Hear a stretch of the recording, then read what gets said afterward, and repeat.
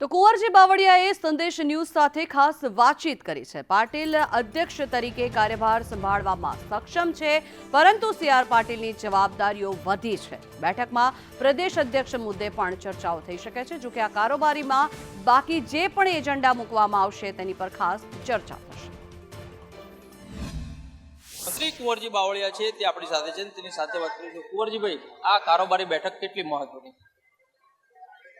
લોકસભાની ચૂંટણીઓ પછી ગુજરાત ભારતીય જનતા પક્ષના પ્રદેશની બૃહદ કાર્યકારીની બેઠક મળી રહી છે।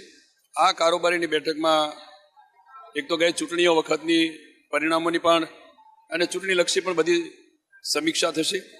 સાથે સાથે આગામી દિવસમાં જ્યારે ત્રીજી વખત આ દેશના પ્રધાનમંત્રી તરીકે આદરણીય નરેન્દ્રભાઈ એ વડાપ્રધાન બન્યા છે, એનો અભિનંદનનો પ્રસ્તાવ પણ થશે।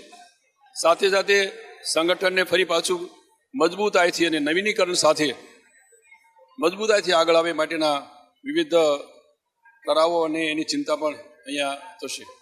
આપણે જે પ્રમાણે કીધું કે મજબૂતાઈથી સંગઠન આગામી સમયમાં આગળ આવે, અધ્યક્ષની ટર્મ પૂર્ણ થઈ રહી છે અને હવે કેન્દ્રીય મંત્રી બની ગયા છે, લાગે છે કે જે નવું સંગઠનની રચના માટે થઈને સંગઠન પર્વ યોજાનાર છે તે અને પ્રમુખને લઈને આ તમામ મુદ્દે ચર્ચા થશે? આદરણીય સી.આર. પાટીલજી જ્યારે નરેન્દ્રભાઈના મંત્રીમંડળમાં એમનું સ્થાન પામ્યા છે ત્યારે સ્વાભાવિક છે કે અહીંયા જ્યારે પ્રદેશની જવાબદારી સંભાળી શકે એમ છે, પણ તેમ છતાંય શક્ય છે કે એઓ પણ આ જવાબદારી અંગે આજની આ બેઠકમાં ચર્ચાઓ થાય। બીજી એક બાબત એ પણ છે કુંવરજીભાઈ કે સ્થાનિક સ્વરાજ્યની ચૂંટણી આવનાર છે આગામી સમયમાં, તેને લઈ અને કાર્યકર્તાઓને કોઈ ચોક્કસ માર્ગદર્શન આપવામાં આવશે?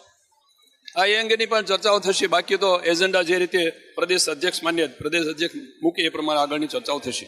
એ પ્રમાણે કુંવરજી બાવળિયા છે તેણે કહ્યું છે કે આમ તો સી.આર. પાટીલ છે તે આ જવાબદારી સંભાળી શકે તેમ છે, પરંતુ તેમની પાસે કાર્યભાર જે છે તે વધારાનો હવે આવ્યો છે અને તેના કારણે કદાચ આજની બેઠક છે તેમાં આ મુદ્દે પણ ચર્ચા થઈ શકે છે। કેમેરામેન ચેતન પરમાર સાથે કશ્યપ જોશી, સંદેશ ન્યૂઝ, સાળંગપુર।